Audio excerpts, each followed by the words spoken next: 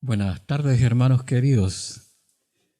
Es grato volver a reunirnos. Estábamos estudiando Apocalipsis. En Apocalipsis, el libro, ya llevamos 3 capítulos, ahora nos tocaría el 4.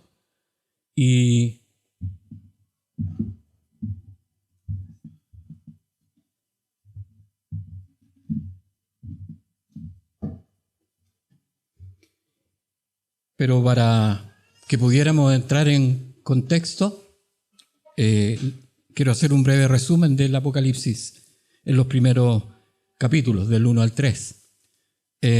Resumiendo, sabemos que el Apocalipsis es la revelación de nuestro Señor Jesucristo, que Él es Dios, que nuestro Señor Jesucristo se revela como Dios, todopoderoso, en medio de esta palabra. Que esta palabra también es para sus siervos. Estos siervos que son afortunados, dice en el interlineal de la Biblia, escrito textual, afortunados cuando leen, escuchan y obedecen esta palabra. Somos afortunados, hermanos, de conocer esta palabra porque el Señor lo dice. También habla de las estrellas como los creyentes que están en su mano derecha. Él está en medio de los candelabros, dice que los candelabros representan a su iglesia. Es decir, el Señor reina en medio nuestro. Nos tiene en su mano y Él está en medio de esta iglesia, en medio de su iglesia. Las 7 iglesias indica que este libro también está completo, que no hay nada más que agregar, nada que quitar, que es perfecto y es porque Él lo hace. Revela las cosas también que sucedieron. Estas cosas que sucedieron, las cosas que suceden y las cosas que sucederán. Todo esto también lo revela este libro. Las cosas que sucederán y las que fueron son la iglesia en su tiempo, en el tiempo de Juan, la iglesia que está hoy en día y la iglesia que está después del rapto. Entonces podemos decir que el libro de Apocalipsis tiene grandes propósitos. Estos propósitos, uno de ellos, no es solo predecir el futuro y no solo considerar cuáles serán las cosas que han de venir, ni los tiempos solamente que presentes, sino que también fortalecer al creyente, fortalecer a cada uno de los hermanos, a los creyentes en el Señor. Pues recuerden que este libro está hecho para los creyentes. Que viendo que cómo se cumple su palabra día a día, fortalezcan su fe. Porque si vemos que en su palabra hoy día se están cumpliendo muchas cosas de lo que Él dice y lo que escribió Juan hace 2000 años, como por ejemplo decir, a lo bueno llamarán malo, a lo malo llamarán bueno, y hoy día lo vemos que se cumple esta palabra. Entonces debemos fortalecer esta fe nuestra, porque esa palabra se cumple el día de hoy.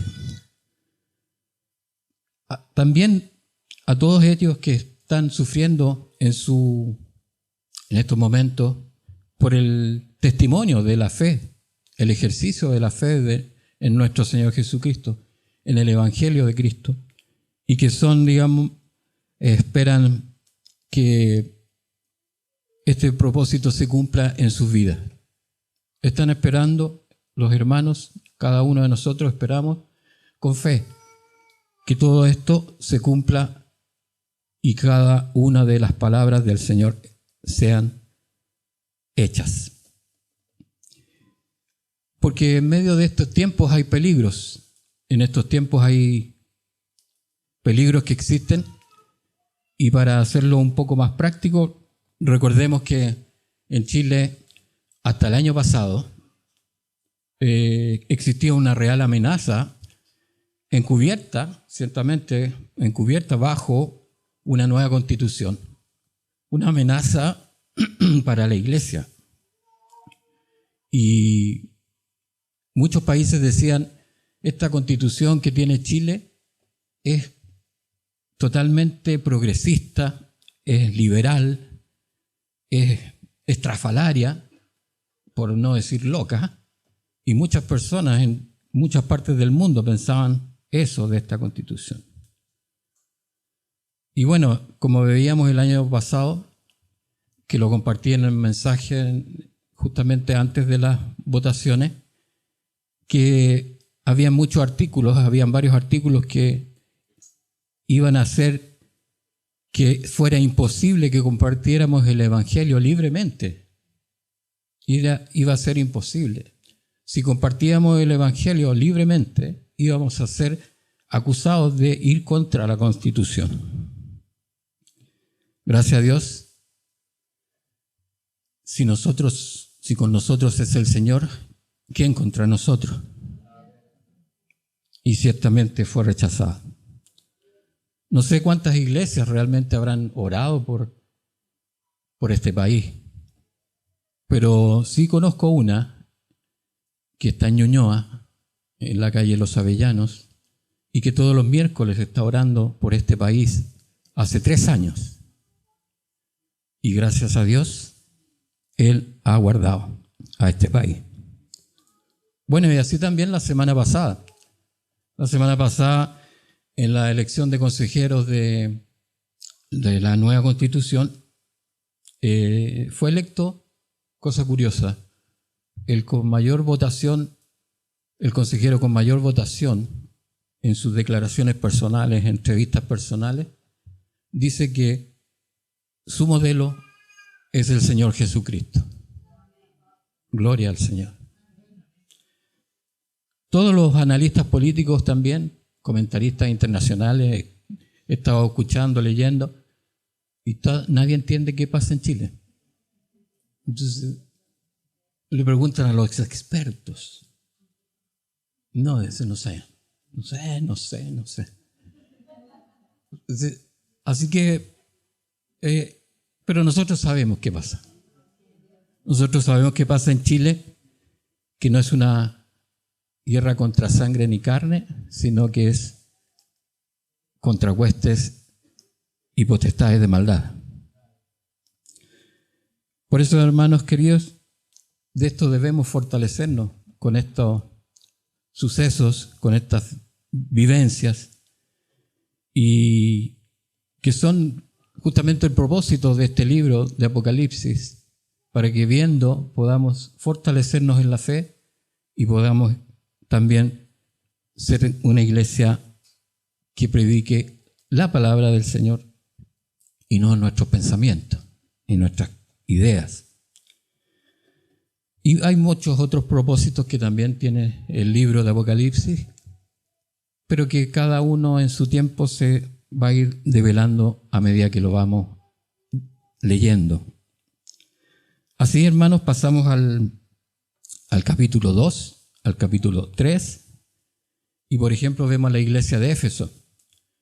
La iglesia de Éfeso, como en estos días, hay iglesias que hacen todo bien, pero ya no lo hacen con el amor primero, sino que lo hacen en forma mecánica.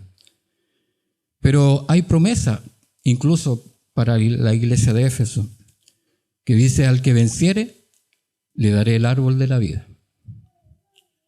Y recuerden, hermanos, cada promesa que el Señor hace en cada iglesia, porque está tocada, enlazada con el capítulo 4.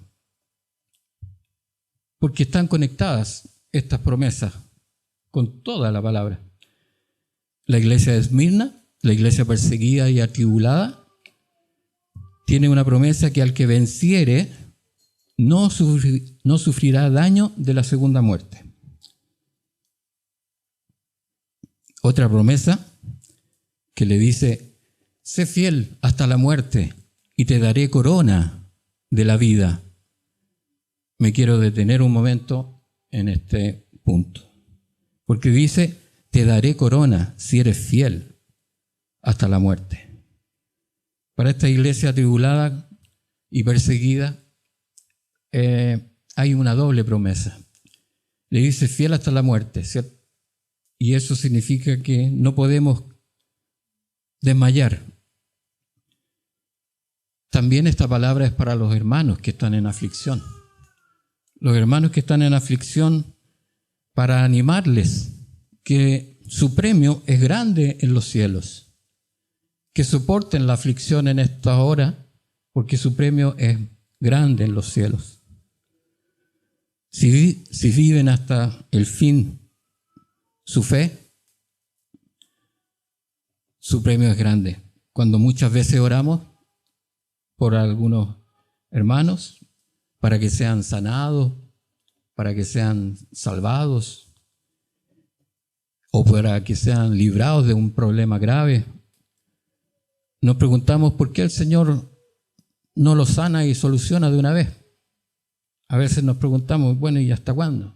¿Y por qué? ¿Y para qué?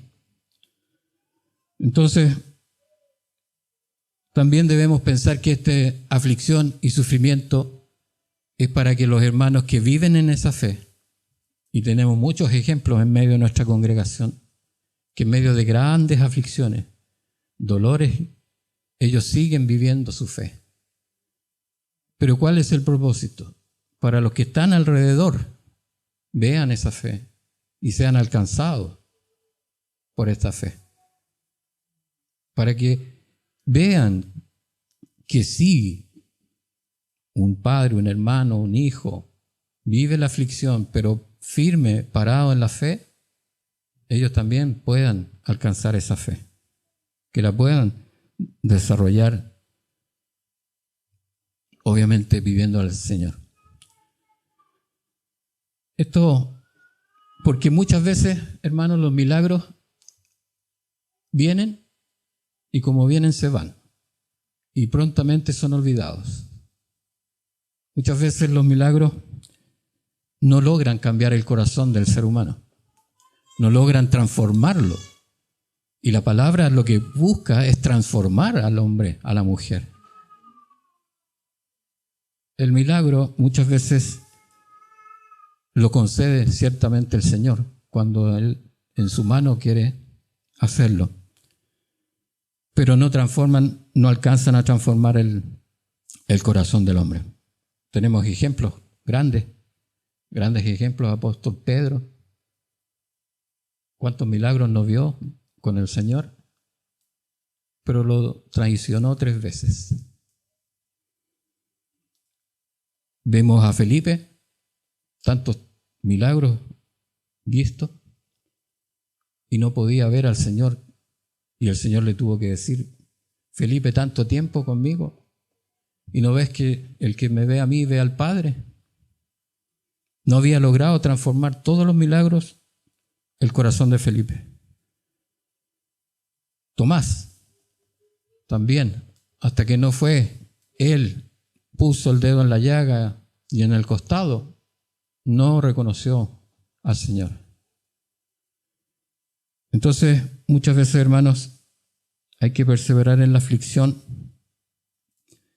porque en esta forma nos vemos y vemos a nuestros hermanos que están solamente tomados de la mano del Señor, para que veamos la grandeza del Señor, porque en su tiempo Él obrará. Y Él en su tiempo hace las obras bajo su potestad.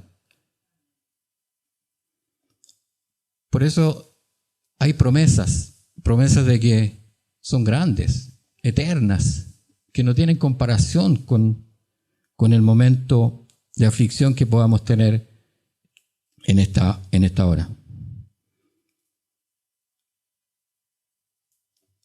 Así, cada día, hermanos, que nos despertamos, que nos levantamos, podemos ver que nuestro problema no es el trabajo, no es el estudio, ni el banco, ni los impuestos, o la suegra. Viva mi suegra. Que viva en Viña. No, es broma. Nuestro problema, nuestro gran problema es nuestra naturaleza pecaminosa. Nuestra naturaleza que cada día debemos rogar al Señor por esta naturaleza que nos arrastra siempre, obviamente, a este mal, a esta iniquidad. Y solamente podemos cada día rogar al Señor, postrados delante de Él, que Él nos renueve, nos transforme. Cada día. Ese es nuestro grave problema. Todo lo demás es añadido. Esta es nuestra fe y es importante cada día preguntarnos si le estamos viviendo la fe como Él y a su manera quiere que la vivamos. Y así, continuando con las iglesias, podemos ver la iglesia de Pérgamo, que es la iglesia perversa y mundana que habla dentro de los reproches que hace el Señor. Pero a esta iglesia perversa y mundana le dice que al que venciere daré a comer el maná escondido. A la iglesia de Tiatira había permitido que personas malvadas dañaran ciertamente la iglesia desde adentro. Y así, la iglesia de Sardis, que tiene nombre, dice que vive y está muerta. Es la iglesia que se aparta de la palabra del Señor y que predica sus propias ideas, sus propios pensamientos. O sea, se predican a ellos mismos para su propio beneficio. Y las vemos hoy día. ¿Cuántas iglesias hay así?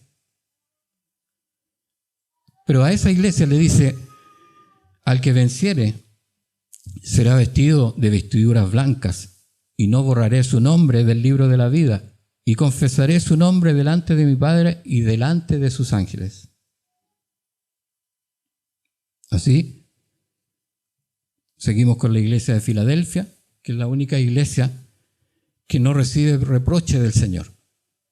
Esta iglesia, no por ser perfecta, pues decía que aunque eres débil, sino que porque buscaban al Señor y se esforzaban siempre en guardar su palabra íntegra, total y completa.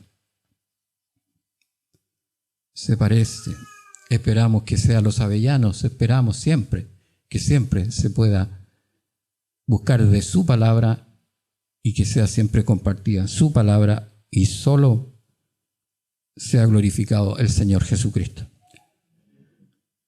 Esto es lo que busca la iglesia de Filadelfia y espero que nuestra iglesia siempre busque lo mismo.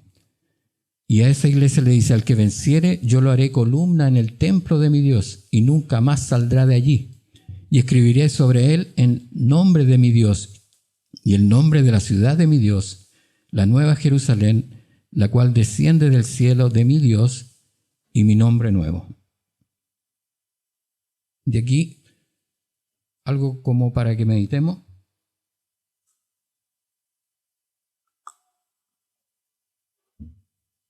Y para poder un poco entender esto, y que el Señor está dando luz también, porque dice, desciende del cielo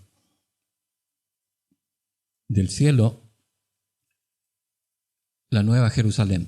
¿Qué significa? ¿Qué implica esto? Entonces, para que podamos sintetizar en nuestra mente limitada todavía, podemos considerar 7 aspectos. La palabra nos muestra un solo cielo, que había un solo cielo, había un solo lugar donde estaba la gloria de Dios. Y estaba el Señor. Y estaban sus ángeles y querubines. Y estaba todo su reino dando gloria. Pero después hubo un momento en que sale de la presencia de Dios un ángel, un querubín, Luzbel. Y con él la tercera parte de los ángeles. Esa es otra situación que se produce en los cielos. Y después aparece un espacio, un lugar, otro cielo, en el cual dice que la palabra que la tierra estaba desordenada y vacía. Y las tinieblas, la oscuridad, cubrían el abismo. Es como decir que es el espacio, el universo, pero vacío, sin estrellas, sin sol, sin nada. Y todo desordenado. Ese es otra escena, otro lugar que está mostrando la palabra. Y en este segundo cielo dice que el Espíritu del Señor hace la creación y crea las estrellas, crea la luz primero, crea las estrellas, crea el sol, la luna, crea la tierra y en la tierra crea el Edén. Este segundo cielo, donde está el Edén, el Señor crea lo que nosotros conocemos. Y ahí cuando el Edén es creado, es donde nosotros nos ubicamos, bajo un tercer cielo, que es el cielo que nosotros podemos ver hoy día. En esa situación estábamos, y en una situación de creación, de Edén, que el Señor había llenado. O sea, un lugar donde el Señor estaba la gloria, y en otro lugar donde Él no estaba, Él llegó y creó. E hizo su reino, porque Él tiene potestad sobre todo. No hay nada que lo limite. Y Él creó la tierra. Y por la tierra fue creado el universo. Y la tierra fue creado por nosotros.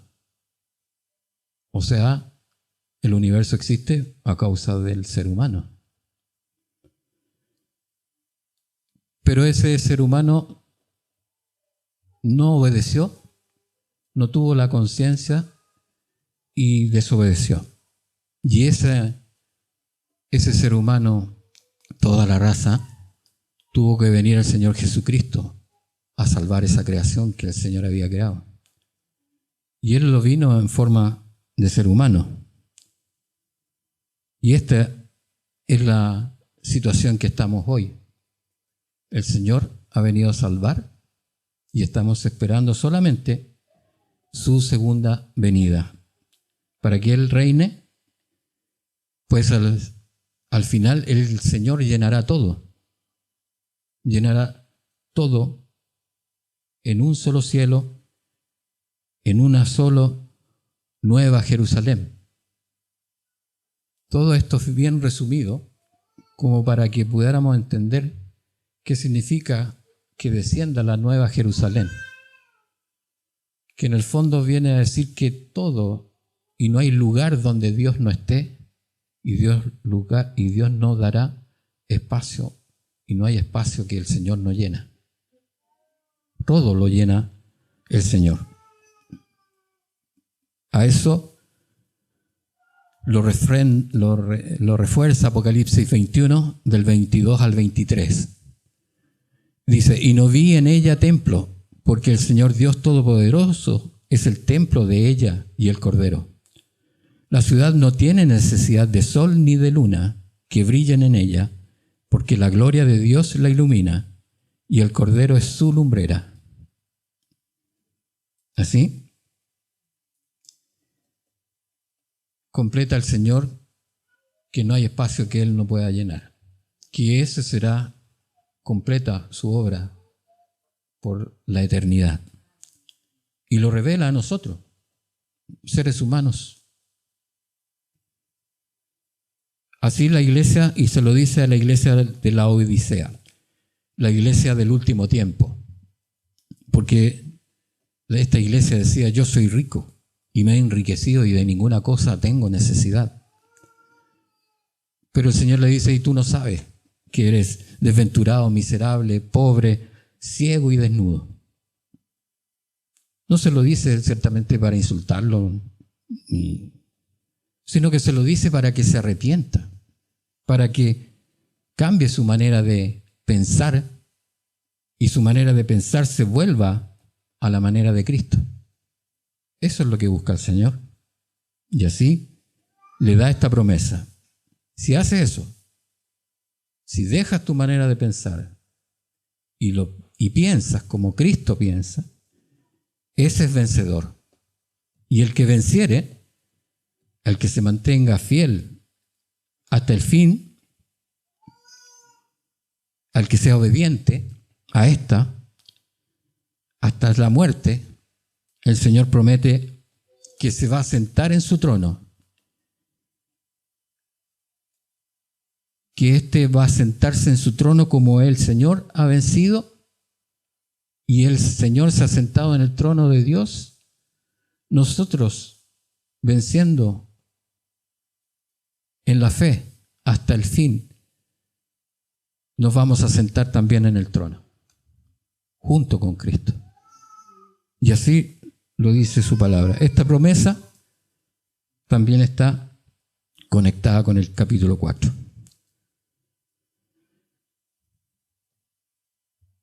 Así, hermanos, en esta iglesia el Señor muestra que prevalecen los pensamientos de las personas por sobre los pensamientos de Dios. Y así, cuando el yo de los creyentes prevalece, cuando el yo, mi yo, está muy vivo, está muy como posesionado en nuestras maneras de pensar, es así cuando el yo de los creyentes, muy individual, muy personal, es cuando se equivoca en sus pensamientos, porque no pone la mirada en Cristo. En la iglesia de Cristo, el único yo que vale es el gran yo soy. Todos los demás yo no cuentan. Todos los demás yo deben someterse con un corazón contrito y humillado a los pies de Cristo. Y esa es la única manera que estaremos seguros cumpliendo su voluntad. Por tanto, hermanos, si hay disensión o dudas en medio de la congregación, en lo que tú estés o no estés de acuerdo dentro de la iglesia, clama al Señor primero por eso que he puesto, esas dudas que tienes. Clama al Señor. Y si el Señor da consuelo y te da palabra, el Señor te va a sostener. De lo contrario, si el Señor pone una carga en tu corazón, bien, preséntala delante de la congregación, en el amor del Señor, bajo su bendición. Toda inquietud que tengamos dentro de la iglesia, debemos llevarla bajo los pies de Cristo. Por tanto, no temas, hermano, si hay alguna disensión o alguna duda, inquietud, sometámosla bajo los pies de Cristo. Este breve repaso, vamos a pasar a la lectura bíblica entonces, de Apocalipsis 4, la adoración celestial, y en el versículo 1 dice: después de esto miré, y he aquí una puerta abierta en el cielo. Juan dice, después de esto miré. Juan, después de escribir, ciertamente, las cartas, los mensajes a la iglesia, dice que miró. Miró y vio una puerta abierta en el cielo. Es decir, es un cielo que está cerrado, por algo hay puertas. Y solo se puede ingresar por esa puerta. Es como la puerta que ven los creyentes cuando dejan este mundo y son recibidos en el cielo. Podría ser esta una visión que nos espera a nosotros. Cuando nosotros muramos, veremos una puerta abierta en el cielo. Por eso es tan importante cuando le decimos a las personas que no cierren su corazón, porque debemos abrir nuestro corazón al Señor. Y si hay alguien aquí que todavía no abre su corazón al Señor, va a encontrar una puerta cerrada en los cielos, porque requiere primeramente que en su corazón abra al Señor esa puerta, porque el Señor llama, está a la puerta Y si nosotros abrimos, Él entra. Si hay alguien que todavía no ha abierto su corazón, ciertamente les aconsejamos, les predicamos que abran su corazón para que así la puerta del cielo también esté abierta a ustedes cuando llegue el momento.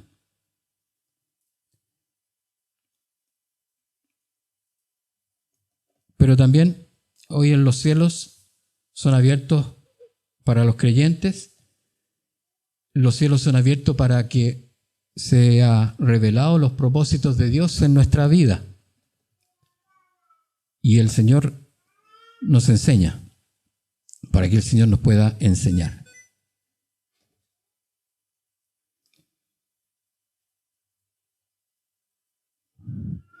¿Y cómo el Señor nos habla?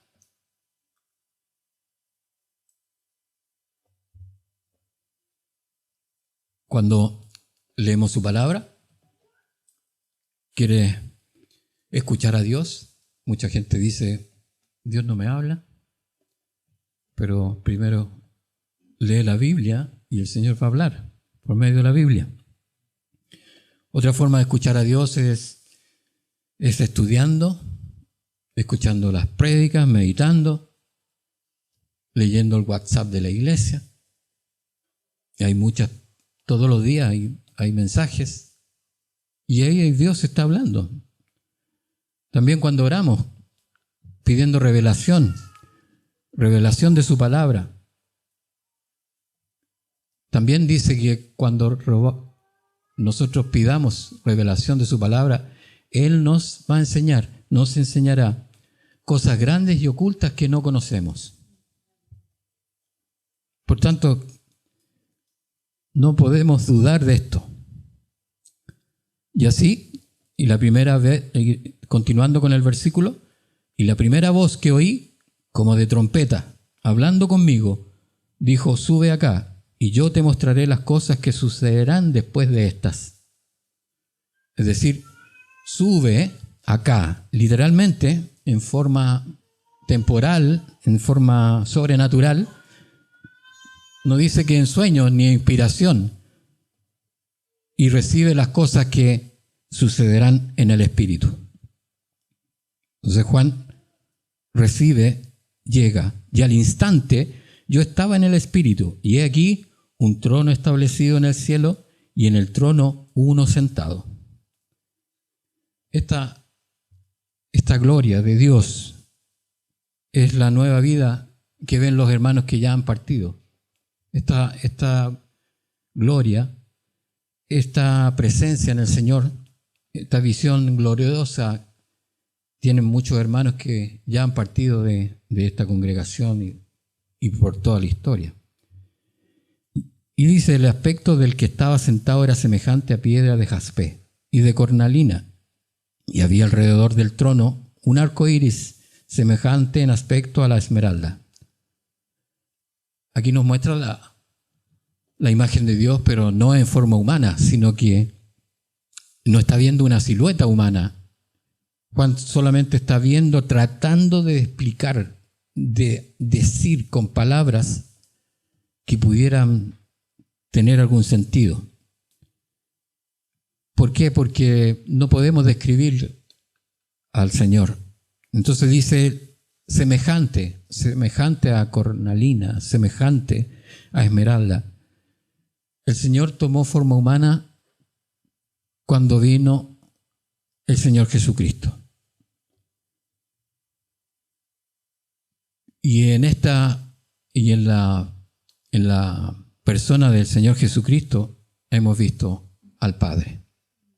Otra forma no lo podemos ver. Nuestros ojos, nuestra forma no puede ver todavía al Señor con estos ojos. Por eso el Señor se revela por medio de Cristo Jesús y ahí lo vemos. Vemos al Padre en la figura, en la persona de nuestro Señor Jesucristo. Vemos a Dios. Todas las visiones de Dios, en realidad, en la palabra dice que Dios está sentado en el trono que representa la máxima autoridad. de todos los cielos, de todos los multiuniversos. Esta visión de la gloria de Dios en el trono se le preguntó a Federico Händel en su obra El Mesías, un músico cristiano, y le preguntaron en cómo se inspiró para componerme el Mesías. Y él responde que cierra sus ojos y viendo a Dios sentado en su trono, tiene inspiración. Y tiene inspiración gloriosa. Por eso, hermanos, también nosotros debemos, cuando vengan los problemas, cuando vengan las aflicciones, siempre solo debemos cerrar los ojos e inspirarnos en las alturas a Dios en su trono. Solo debemos mirarlo a Él y mirándolo a Él podemos tener la paz que Él dice que nos dará. Muchas veces al final caminamos mirando al suelo en vez de mirar a lo alto. Vamos por la vida caminando, mirando al suelo, considerando nuestras circunstancias y nuestras falencias y ansiedades.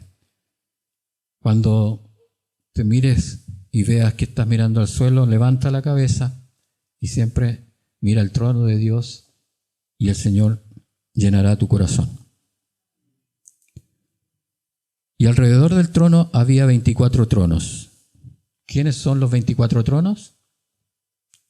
Representan a la iglesia del Señor, Jesucristo, porque considera ciertamente las promesas para su iglesia, por ejemplo, de la Odisea.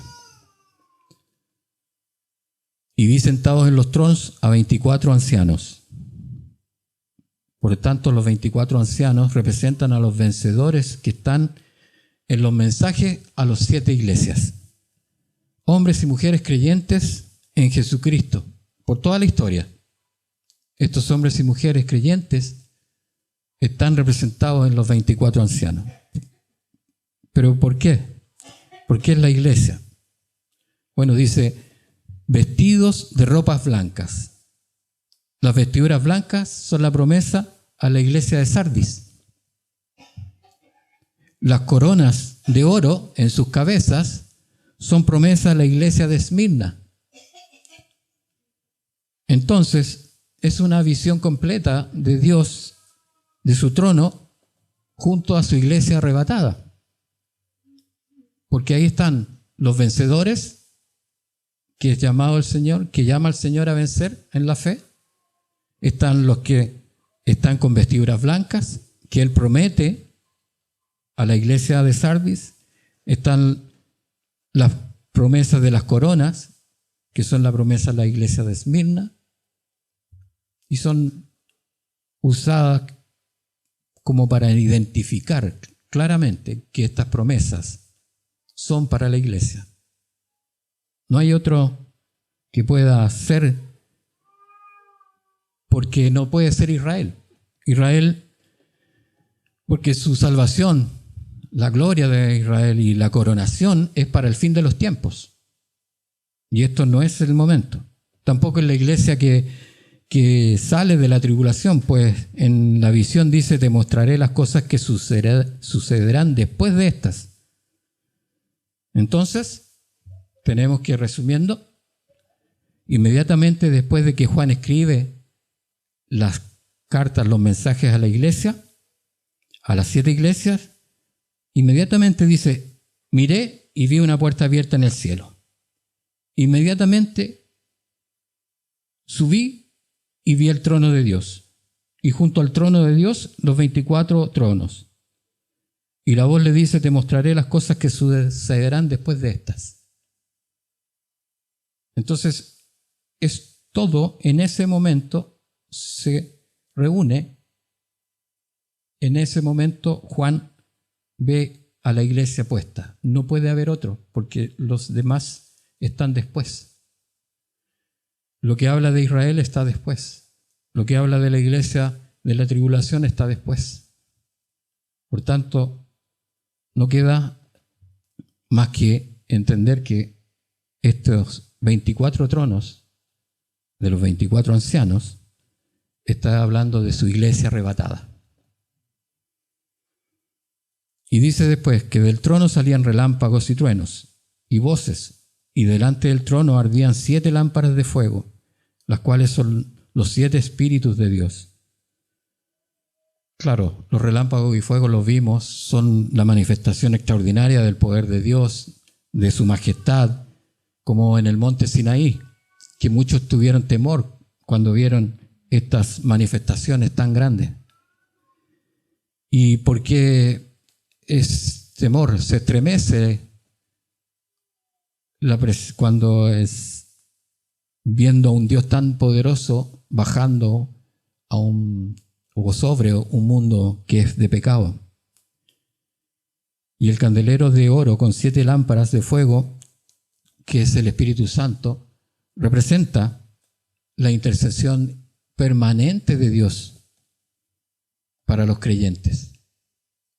Es su Espíritu Santo el que nos está guardando en forma permanente. Y aquí también está y queda escrito. Y delante del trono había como un mar de vidrio semejante al cristal, y junto al trono y alrededor del trono 4 seres vivientes llenos de ojos delante y detrás. El mar de cristal puede visualizar la transparencia, la pureza, la santidad que hay delante de Dios. Y los 4 seres vivientes son los seres angelicales, son seres angelicales creados por Dios, que todo lo ve sin que nada escape a su conocimiento.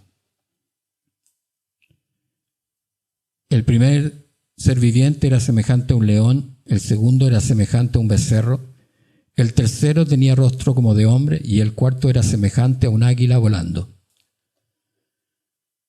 Ser viviente semejante al león es poder, es fortaleza, y según teólogos del año 170 después de Cristo, este representa el Evangelio de Mateo, que lo describe a Jesucristo como el rey de los judíos.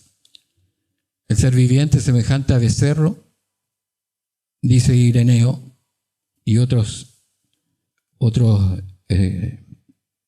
teólogos, representa el servicio humilde a Dios en el Evangelio de Marcos, que muestra a Jesucristo como el becerro, como el siervo humilde. El ser viviente semejante a hombre, que representa el conocimiento, la razón, la voluntad. Ireneo muestra el Evangelio de Lucas como el Hijo del Hombre, el Hijo de Dios. El ser viviente semejante a águila, volando. También dice el Evangelio de Juan, representa a Jesús resucitado al cielo para perpetua eternidad. Y así los 4 evangelios representarían los 4 seres vivientes, llenos de ojos en todo su cuerpo, dice. Y estos ojos siempre están representando que es la visión, que todo lo ven en todas las direcciones, en todo al mismo tiempo. Nosotros tenemos una visión 180 grados. Aquí los ojos no tienen limitación, ven en 360 grados. Para lo exterior y también para lo interior. Porque estos ojos también pueden examinar lo interior y pueden ver lo que hay. El autoexamen cada día que podemos hacer también nosotros. Y los 4 seres vivientes, continuando con el versículo 8, los 4 seres vivientes tenían cada uno 6 alas, y alrededor y por dentro estaban llenos de ojos, y no cesaban día y noche de decir: Santo, Santo, Santo es el Señor Dios Todopoderoso, el que era, el que es y el que ha de venir. Y siempre que aquellos seres vivientes dan gloria y honra y acción de gracias al que está sentado en el trono, al que vive por los siglos de los siglos. los 24 ancianos se postran delante del que está sentado en el trono y adoran al que vive por los siglos de los siglos y echan sus coronas delante del trono. En estos versículos, hermanos, podemos ver que Juan ve la adoración a Dios, pero de todo lo que está en los cielos. Se junta la adoración de toda la creación y se junta la adoración de toda la iglesia. Esta visión es la verdadera adoración. ¿Cuál es la verdadera adoración? Es poner a Dios por sobre todas las cosas. Y así muestra los 24 ancianos que representan a la iglesia del Señor Jesucristo y se rinden y entregan sus coronas para hacerse esclavos. Para entender un poco por qué entregan las coronas, tendríamos que ver en la antigüedad, cuando había una guerra entre dos reinos, el rey que perdía entregaba su corona al rey ganador, y el rey perdedor y todo su pueblo le servían. Así funcionaba en la antigüedad. Y en el versículo 11 dice: Señor, digno eres de recibir la gloria y la honra y el poder, porque tú creaste todas las cosas y por tu voluntad existen y fueron creadas. ¿Cómo nosotros, creyentes del Señor, no serviremos al Rey que ha dado su vida por nuestra redención, por nuestra salvación, por nuestra vida eterna? ¿Cómo no serviremos a este Dios que se ha dado entero por nosotros? ¿Cómo podremos vivir sin reconocerlo en todos nuestros caminos una vez que entendemos todo lo que Él ha hecho y hace por nosotros? ¿Cómo podemos vivir mirando al suelo en lugar de levantar la vista al cielo mirando el trono de Dios? Preguntas, hermanos, para meditarlas, guardarlas en nuestro corazón, compartirlas con nuestros familiares y predicar al Señor. Oramos. Jehová de los ejércitos y Padre de nuestro Señor Jesucristo, postrados ante ti, afirma nuestros corazones para estar adorando en espíritu y verdad, que es poner mi cuerpo, mente y espíritu a tu servicio, porque maravillosas son tus obras. Rogamos, Padre, en esta hora.